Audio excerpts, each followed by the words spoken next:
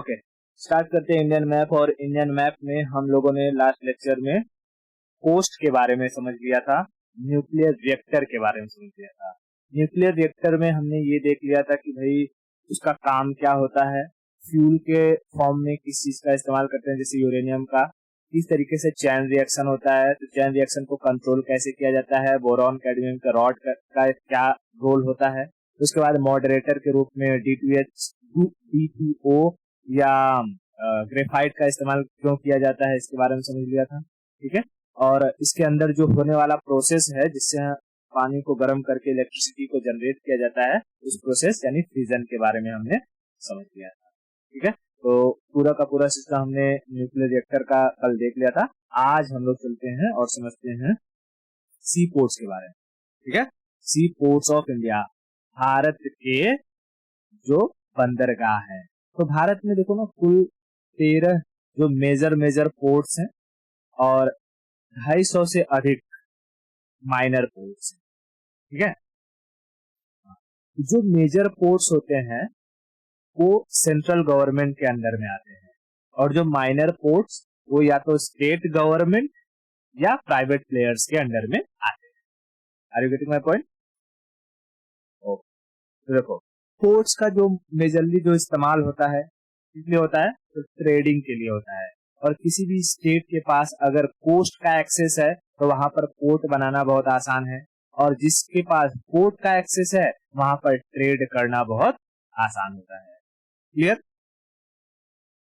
देखो पहले कुछ बेसिक चीजें समझा देता हूँ। जैसे अगर हम कहीं पर पोर्ट्स को देखेंगे तो पोर्ट्स पर आकर के क्या लगती है, बड़ी बड़ी जहाजें, है ना, बड़ी बड़ी जहाजें आकर लगती हैं। और पोर्ट्स का जो एरिया रहता है, जैसे इसे हम ये जहां पर सारा का सारा सामान रखा जाता है, ये सारा का सारा माल एक कंटेनर में भरा होता है, और एक कंटेनर, हर एक कंटेनर एक पर्टिकुलर साइज का होता है। ऐसा नहीं रहेगा कि कोई छोटा, कोई बड़ा, कोई मोटा, कोई पतला रहेगा। एक पर्टिकुलर साइज का रहता है, ताकि जब इन कंटेनरों को इन क्रेन के जरिए उठा करके शिप पर रखा जाए तो प्रॉपर्ली क्या हो जाए, एडजस्ट हो जाए, और एक कंटेनर दूसरे कंटेनर के ऊपर जाकर के लॉक हो जाए। समझ में आया? तो जहां पर सारा कंटेनर रखा जाता है उसे कहते हैं कार्गो यार्ड। कार्गो मतलब माल, यार्ड मतलब जहां पर उन्हें रखा जाता है। ठीक है, उसके बाद जहां से ये दिखाई दे रहा है, यहाँ छोटी छोटी गाड़ियां दिखाई दे रही हैं। ठीक है, ये ट्रक दिखाई दे रहे हैं। ठीक है, यहाँ पर जो कि छोटे छोटे ट्रक दिखाई दे रहे हैं, ये सब क्या करते हैं, जो माल रहता है, कार्गो रहता है, जैसे कि मान लो कि आयरन ओर को लेकर के जाना है, तो अब सीधा वो कंटेनर में तो आयरन ओर आएगा नहीं, पहले ट्रकों के जरिए आएगा, फिर ट्रकों से उतार करके उसे कंटेनर में लोड किया जाएगा, और इस कंटेनर को फिर शिप्स पर लोड किया जाएगा, और शिप के जरिए वो जिस कंट्री में जाना रहेगा वो चला जाएगा। ठीक है, हाँ, तो ये जो शिप होती है जो माल को ले जाती है उसे हम क्या कहते हैं, कार्गो शिप। ठीक है, और शिप जहां पर आकर के लग जाती है उसे हम कहते हैं टर्मिनल, है ना। जैसे ट्रेन आकर के किसी जिस पटरी पर लगती है, जिस प्लेटफॉर्म पर, उसे हम क्या कहते हैं, ये टर्मिनल नंबर 1, टर्मिनल नंबर 2। तो वैसे ही शिप जहां पर आकर के लग जाती है और माल उस पर लादा जाता है, उस जगह को हम कहते हैं टर्मिनल। क्लियर हो गया इससे, दिखाई देके? तो ऐसे ही जब कोई पोर्ट होता है, बंदरगाह होता है, तो वहां पर कई सारे टर्मिनल होते हैं। जैसे हम लोग रेलवे स्टेशन पे जाते हैं तो हमें कई सारे टर्मिनल दिखाई देते हैं ना। ऐसा तो होता नहीं कि एक ही टर्मिनल और उसी पर सारी ट्रेनें आ रही हैं, है ना, ऐसा तो रहता नहीं।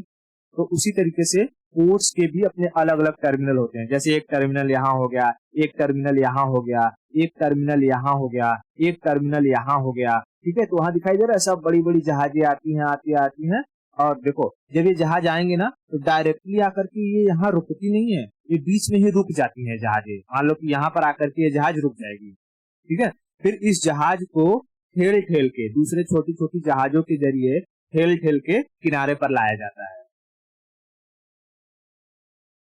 ऐसा इसलिए क्योंकि ये इतनी बड़ी जहाज होती है और ये पानी के अंदर चलती है, तो जब जहाज को हम ब्रेक मारेंगे, मतलब कि उसको ब्रेक मारना इन द सेंस इसमें तो होता नहीं, इसमें जब जहाज आगे कैसे जाता है, पंखी घूमती है, पानी को पीछे फेंकता है और जहाज आगे जाता है। जब जहाज को रोकना है तो पंखी को रिवर्स घुमाओ और जहाज रुकने लगेगी। क्योंकि पानी में होने की वजह से जहाज को अगर हम एकदम किनारे आकर रोकेंगे तो ये रुकने के बाद भी कुछ दूरी तक चलते जाएगा और ये इतना भारी भरकम जहाज होता है, ये किनारे से जाके टकरा जाएगा और पूरे टर्मिनल को तोड़ देगा। ठीक है, इसलिए बीच में ही रोक दिया जाता है और फिर छोटी छोटी जहाजों के जरिए इसे ठेल ठेल के कहाँ किया जाता है, किनारे पर लाया जाता है। अच्छा, एक सवाल, हम जब बाउंड्रीज के बारे में पढ़ रहे थे, समुद्री जो बाउंड्रीज है ना, कोस्ट मैरीटाइम बाउंड्री, तो मैंने बताया था एक बेस लाइन होता है। नहीं, बेस लाइन 12 किलोमीटर के अंदर नहीं होता है। बेस लाइन तो वो जो टूटा फूटा कोस्ट है उसको सीधा करने के लिए एक इमेजिनरी लाइन खींच दिया जाता है। अब इस बेस लाइन से हमें सीधा हमारा मैरीटाइम जो बॉर्डर अलग अलग रीजन को रिप्रेजेंट करता है, जैसे 12 नॉटिकल माइल, ठीक है, हाँ 12 नॉटिकल माइल, फिर 24 नॉटिकल माइल, फिर 200 नॉटिकल माइल, है ना। तो जो 12 नॉटिकल माइल होता है, क्योंकि अब ये जो हमारा ये पोर्ट होगा वो तो हमारे इस 12 नॉटिकल माइल के अंदर होगा, है ना। तो बताओ 12 नॉटिकल माइल का जो एरिया होता है वो पहले क्या कहलाता है?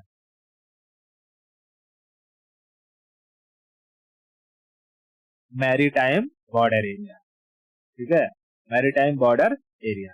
तो ये जो मैरीटाइम बॉर्डर एरिया है, यहाँ पर क्या कोई भी जहाज बिना परमिशन से आ सकता है? नहीं। तो जाहिर सी बात है, ये जो जहाज आया होगा कार्गो शिप, ये भारत की परमिशन से आया होगा। तो पता है जब ये यहाँ पर एंट्री करेगा ना, तो मान लो कि ये यूएसए का कार्गो शिप है, तो इसको यूएसए के पायलट चला करके लाए होंगे। तो जैसे ये मैरीटाइम बॉर्डर पर आती है तो यूएसए के पायलट को यहाँ से उतार दिया जाता है, फिर यहाँ से हमारे इंडियन पायलट चढ़ते हैं और इस जहाज को ले जा करके यहाँ पास में रोका जाता है।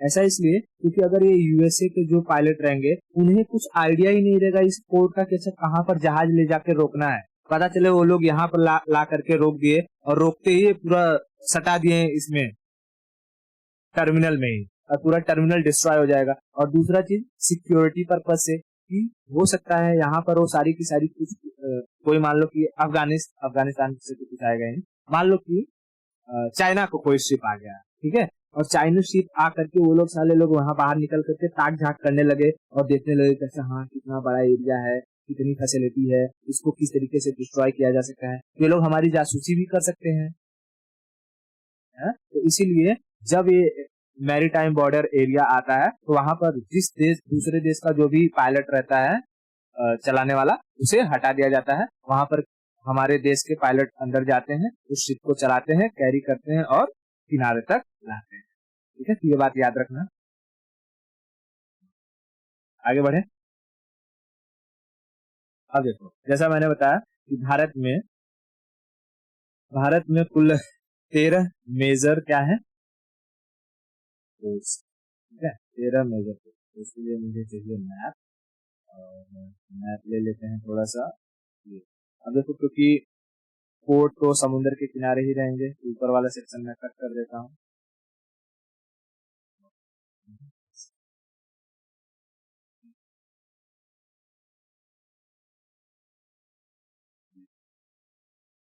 अब इसको याद करेंगे। जैसे यहाँ गुजरात में हमें मिलेगा कांडला पोर्ट। क्या मिलेगा? कांडला पोर्ट, कांडला पोर्ट गुजरात में। ठीक है, पहले क्या हुआ करता था कि ये कांडला पोर्ट पर ट्रेड नहीं होता था। कोई भी ट्रेड न होने की एक वजह थी, यहाँ आसपास में मैन्युफैक्चरिंग नहीं होती थी। ठीक है, तो गुजरात गवर्नमेंट ने क्या कर दिया, इस कांडला पोर्ट के आसपास के एरिया को SEZ घोषित कर दिया। SEZ के बारे में क्या मैंने पढ़ा है? Special economic zone.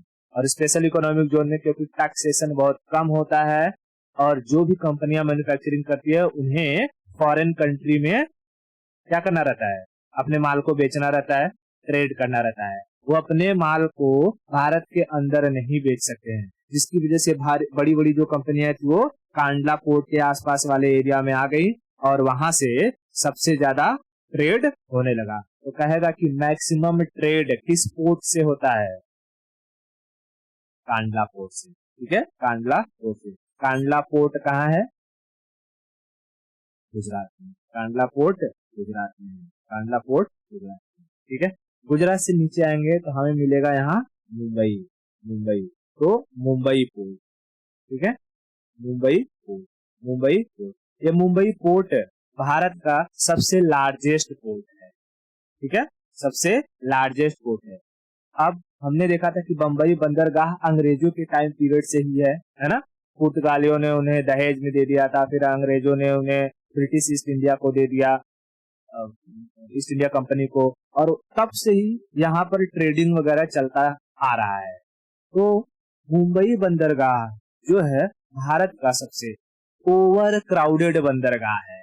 ठीक है, ओवर क्राउडेड, क्योंकि इसमें बहुत ज्यादा फैसिलिटी भी नहीं है, लेकिन यहाँ पर जो ट्रेड होता है बहुत अधिक होता है। ठीक है, तो यहाँ पर जो डॉकिंग करने की सिस्टम है वो बहुत ज्यादा नहीं थी, जैसे टर्मिनल बहुत कम थे। इसके लिए यहाँ के क्राउड को कम करने के लिए वहीं पास में एक और बंदरगाह बनाया गया, पोर्ट बनाया गया, जिसे कहा गया JNPT, Jawaharlal Nehru port trust. Jawaharlal Nehru port trust, JNPT, Jawaharlal Nehru port trust. और ये JNPT क्या करता है? मुंबई पोर्ट के क्राउड को कम करता है। ठीक है, मुंबई पोर्ट के क्राउड को कम करता है। तो कहेगा कि JNPT कहाँ है? तो JNPT मुंबई के नवा शिवा में है। ठीक है, नवा शिवा, NHAVASHEVA,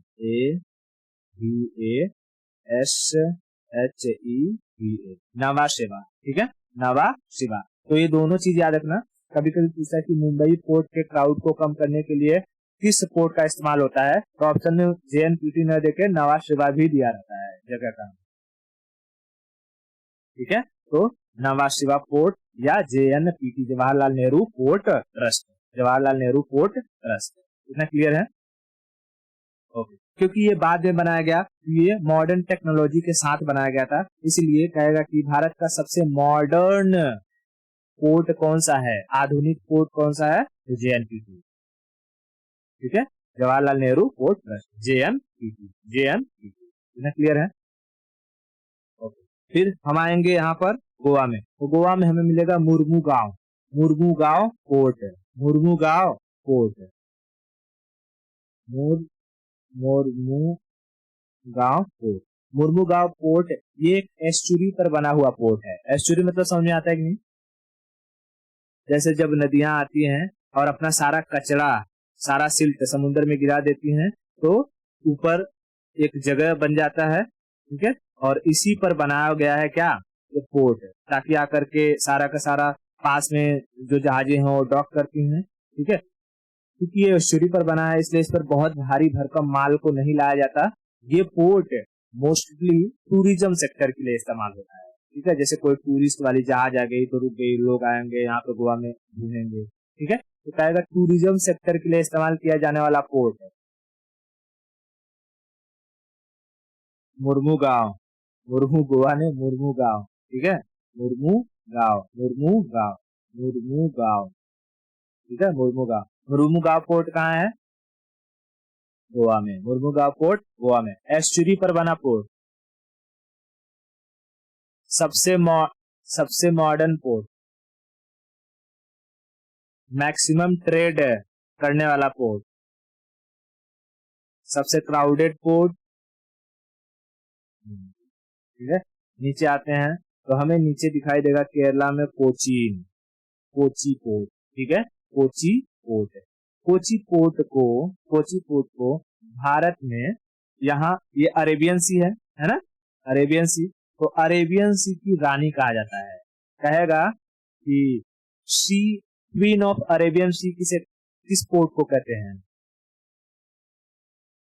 कोचीन को। ठीक है, कोचीन को, queen of Arabian sea, Cochin port. ठीक है, Cochin port, Cochin port, Cochin port. अच्छा, कर्नाटका वाला भूल गया। कर्नाटका में यहाँ हमें देखने को मिलेगा Mangalore port, Mangalore port, Mangalore port, Mangalore port. Mangalore port, Mangalore port कहाँ है? कर्नाटका में। मैंगलोर पोर्ट कर्नाटका में, ठीक है। अब क्योंकि कर्नाटका में ये पूरा एरिया क्या है, अगर हम ऐसे बात करें तो ये सारा का सारा कैसा है? प्लेटू वाला एरिया है, डेक्कन प्लेटू वाला। और कर्नाटका में हमें देखने को मिलता है कुद्रेमुख। कुद्रेमुख किस लिए फेमस है? आयरन ओर के लिए। आयरन ओर, तो कहेगा कि आयरन ओर का मैक्सिमम ट्रांसपोर्टेशन किस पोर्ट से होता है? मैंगलोर पोर्ट, ठीक है, मैंगलोर पोर्ट।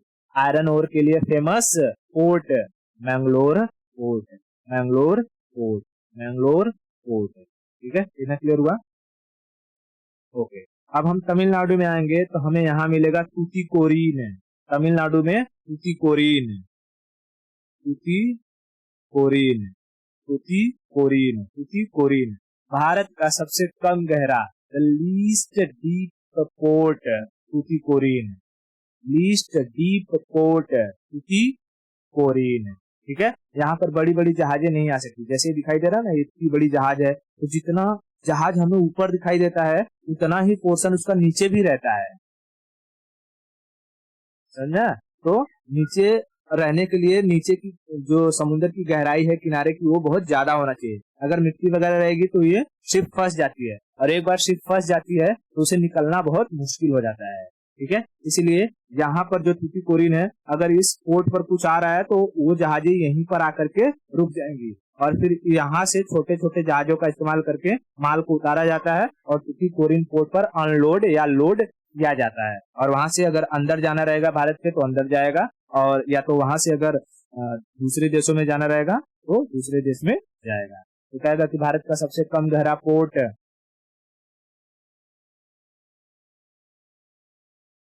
तूतीकोरिन, तूतीकोरिन, तूतीकोरिन, ठीक है। इतना क्लियर है?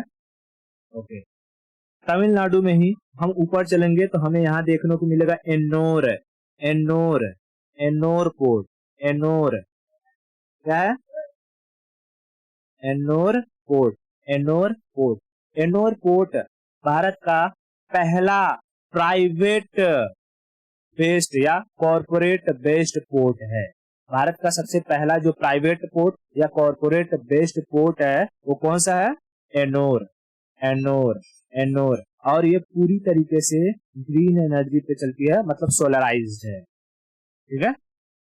हाँ, लाइट सोलर से चलता है, पंखा सोलर से चलता है, जो भी चीजों की जरूरत होती है वो सोलर से चलती है। तो ग्रीन एनर्जी पर चलने वाला पोर्ट एनोर। भारत का पहला कॉरपोरेट बेस्ड पोर्ट, भारत का सबसे कम गहरा पोर्ट अरेबियन सी की रानी, सबसे crowded port, maximum transportation Kanda, सबसे मॉडर्न जेएनपीटी, एस्चुरी पर बना पोर्ट मुर्मुगांव, आयरन ओर के लिए फेमस मैंगलोर, ठीक है। आगे बढ़े। इसी एन्नोर के ऊपर हम देखेंगे तो हमें मिलेगा कोचीन, कोची, कोचीन, ठीक है, कोचीन। कहेगा कि भारत का सबसे पुराना पोर्ट कोचीन नहीं, सॉरी चेन्नई है, ये कोची तो बता देता हूँ, चेन्नई, चेन्नई पोर्ट, चेन्नई, चेन्नई, ठीक है। भारत का सबसे पुराना पोर्ट चेन्नई, भारत का सबसे पुराना पोर्ट चेन्नई, ठीक है। भारत का सबसे पुराना पोर्ट चेन्नई। चेन्नई से ऊपर जाएंगे तो विशाखापट्टनम, हमें मिलेगा विशाखापट्टनम, विशाखापट्टनम। भारत का सबसे गहरा पोर्ट विशाखापट्टनम, ठीक है, विशाखापट्टनम। भारत का सबसे गहरा पोर्ट है, deepest port, deepest port. Deepest होने के साथ साथ ये भारत का सबसे सेफेस्ट पोर्ट है, क्योंकि विशाखापट्टनम पोर्ट के सामने एक छोटा सा हिल है जिसे हम कहते हैं dolphin nose, dolphin nose, dolphin nose. तो इस हिल के होने की वजह से जितनी भी समुद्र की लहरें या कोई भी चक्रवात आता है वो इस हिल से टकरा जाता है और विशाखापट्टनम का जो पोर्ट है वो सेफ बच जाता है। तो कहेगा कि भारत का सबसे सेफेस्ट पोर्ट है विशाखापट्टनम, सबसे डीपेस्ट पोर्ट है विशाखापट्टनम, भारत का सबसे ओल्डेस्ट पोर्ट चेन्नई, ठीक है, चेन्नई, भारत का फर्स्ट कॉर्पोरेट बेस्ड पोर्ट, सबसे कम गहरा ठीक है। ओके, आगे बढ़ेंगे तो उड़ीसा में, उड़ीसा में हमें देखने को मिलेगा पैराडीप, पैराडीप, उड़ीसा में हमें क्या देखने को मिलेगा, पैराडीप, पैराडीप, पैराडीप। यहाँ से इस पोर्ट से चावल का जो है ट्रांसपोर्टेशन बहुत अधिक होता है, पैराडीप, ठीक है, पैराडीप कहेगा कि चावल ट्रांसपोर्टेशन करने वाला पोर्ट है पैराडीप, ठीक है, पैराडीप, पैराडीप कहाँ है, उड़ीसा में, उड़ीसा में, ठीक है, उड़ीसा में। ओके, उसके बाद कोलकाता में जाएंगे तो कोलकाता में हमें मिलेगा Haldia port, Haldia port, Haldia port कहेगा कि हुगली रिवर या रिवर पर बना पोर्ट,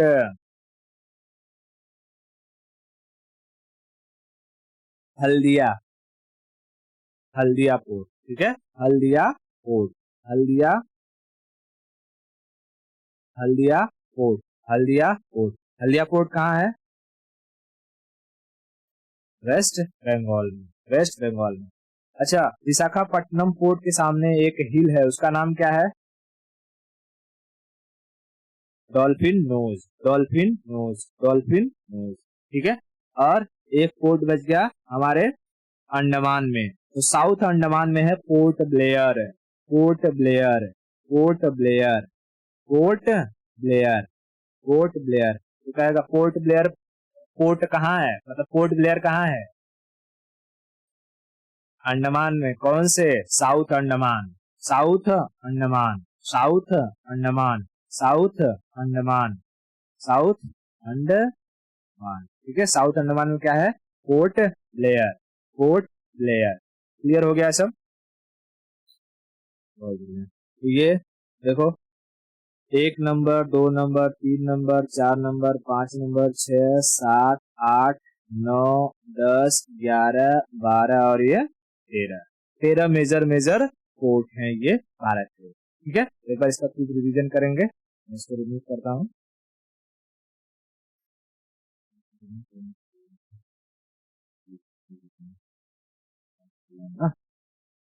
याद तो हो गया है सब,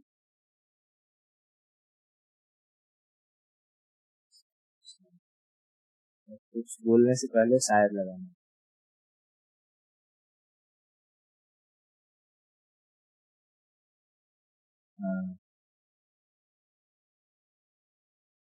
डॉक्टर दिव्य कीर्ति सर ने बताया होगा कि कोई भी चीज यथार्थ नहीं है, इसलिए कुछ कहने से पहले शायद लगा लेना चाहिए, ठीक है। ओके, चलो एक बार रिवीजन करते हैं फटाफट, मैं नंबरिंग डालूंगा और उसका नाम बताना, ठीक है। 1 नंबर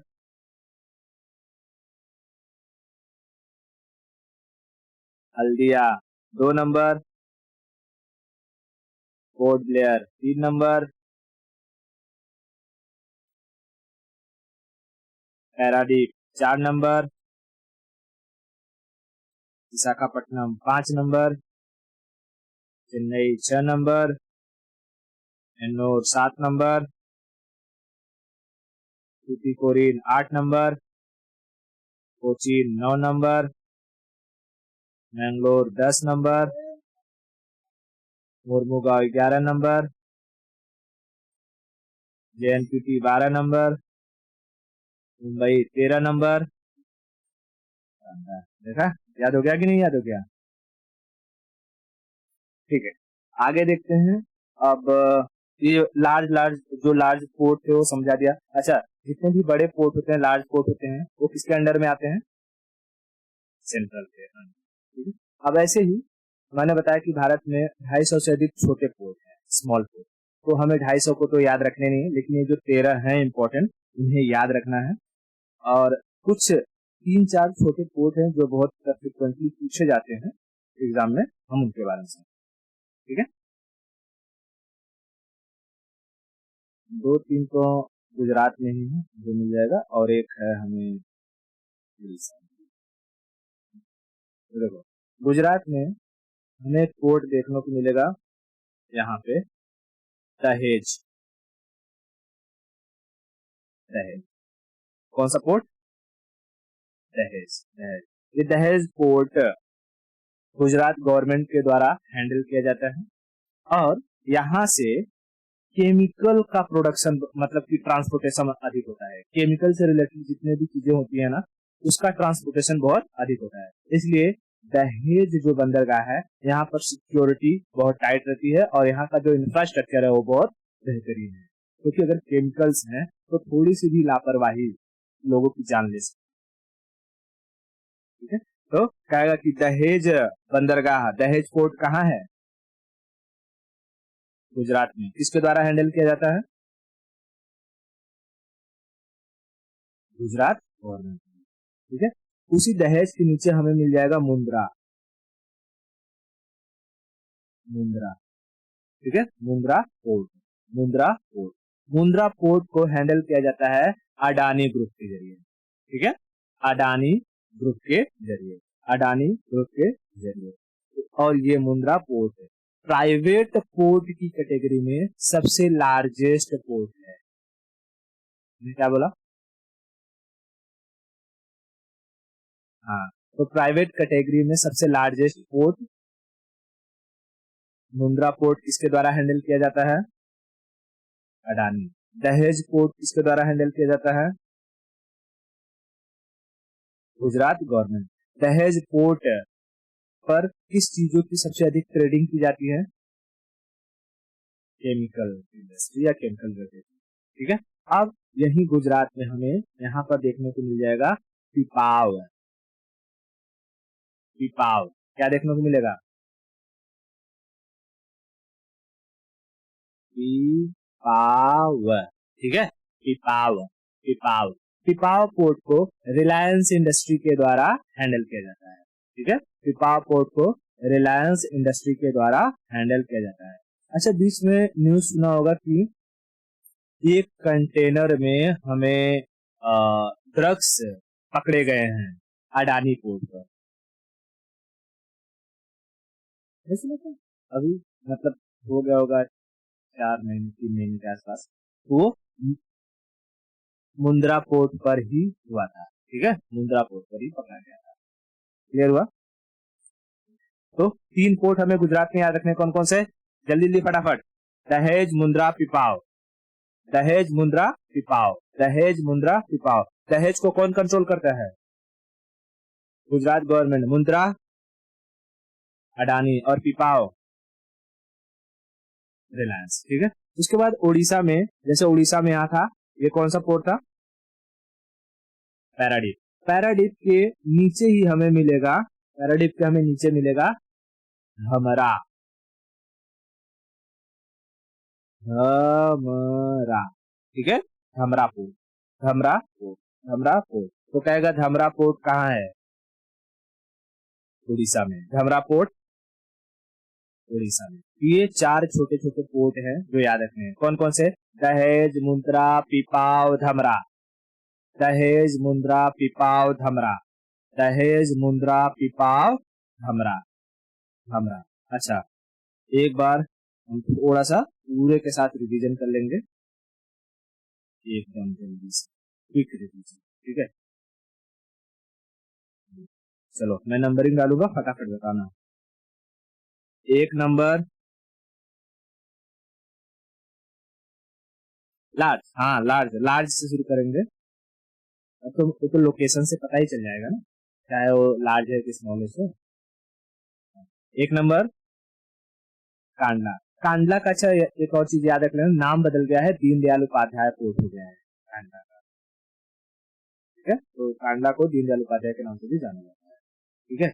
2 नंबर, मतलब ये डॉट, 2 नंबर दहेज।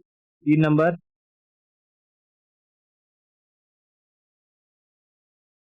Mundra, 4 number Pipavav, 5 number Mumbai, 6 number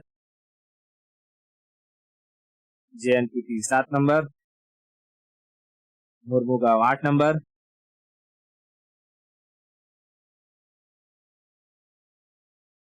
Mangalore, 9 number Cochin, 10 number Tuticorin, 11 number Ennore, 12 number Chennai, 13 number Visakhapatnam, 14 number 15 number क्या होगा, 14 नंबर हमारा हमारा और 15 नंबर पैराडीप, 16 नंबर हल्दिया। यहीं पर याद रखना कोलकाता पोर्ट भी है, ठीक है, हल्दिया और कोलकाता पोर्ट दोनों है, तो हल्दिया कोलकाता दोनों है। इसके बाद 17 नंबर पोर्ट ब्लेयर कहाँ पर है, साउथ, ठीक है। इतना सारा चीज याद हो गया सारे के सारे। अब हम लोग समझ लेते हैं कि भारत में जो शिप्स वगैरह को बनाया जाता है, ठीक है, चाहे वो सबमरीन हो, चाहे वो कैरियर हो, ठीक है, जैसे INS विक्रांत क्या है, हमारा एक कैरियर है ना, चाहे फिर ये डिस्ट्रॉयर हो, फ्रिगेट हो, छोटे छोटे नाव हो, इन सबको जहां बनाया जाता है उसे हम कहते हैं डॉक यार्ड, ठीक है, क्या कहते हैं, डॉक यार्ड, डॉक यार्ड। तो कुछ इंपॉर्टेंट भारत में डॉक यार्ड है, उनके बारे में हम थोड़ा समझेंगे, ठीक है। डॉक यार्ड क्या होता है तो समझ में आ गया ना।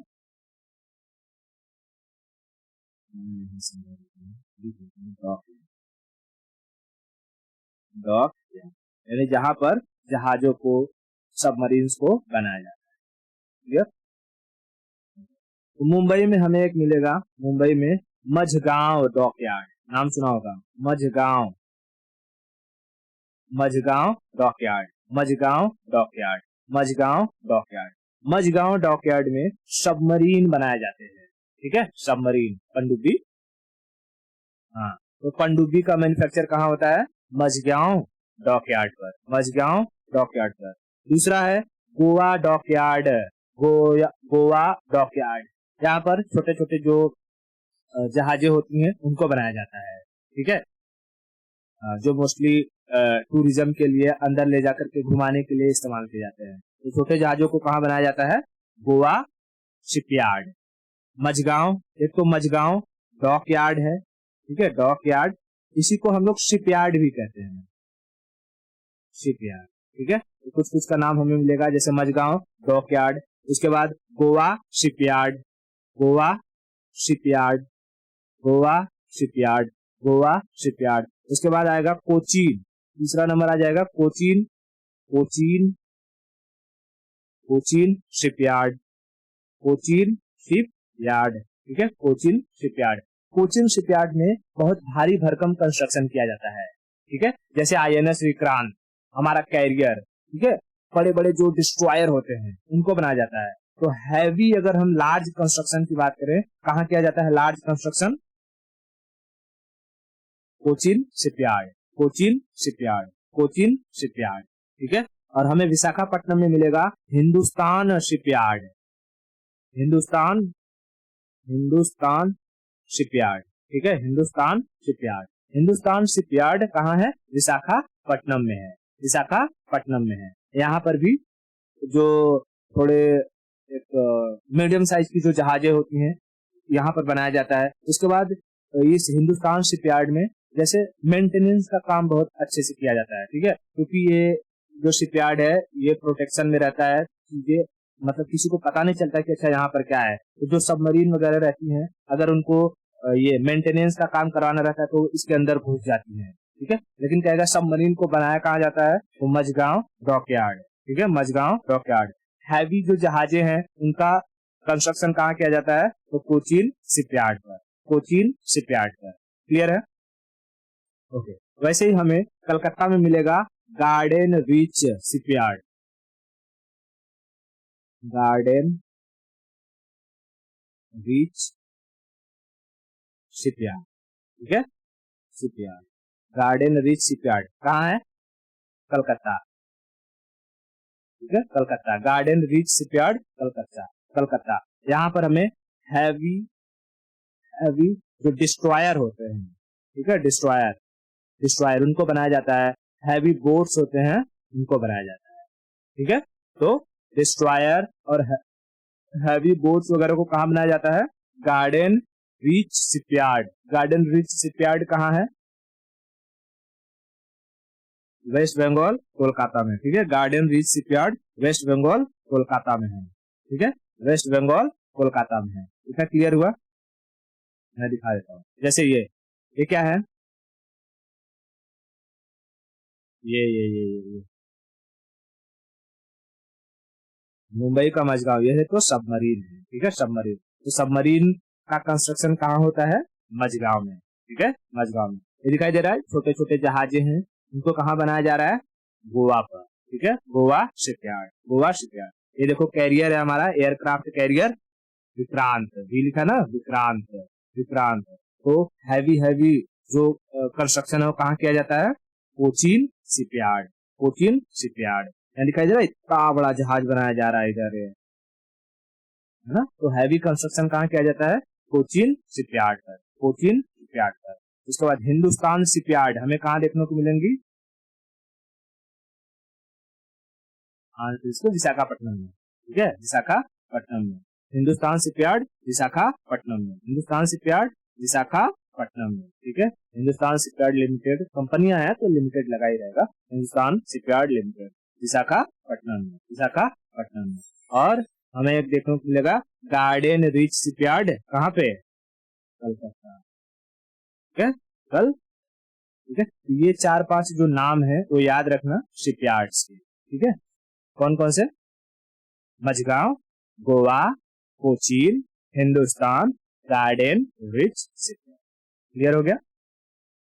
बहुत बढ़िया। तो ये सारी की सारी स्टोरी क्लियर है, तो आज के लिए इतना रखते हैं, बाकी स्टोरी हम नेक्स्ट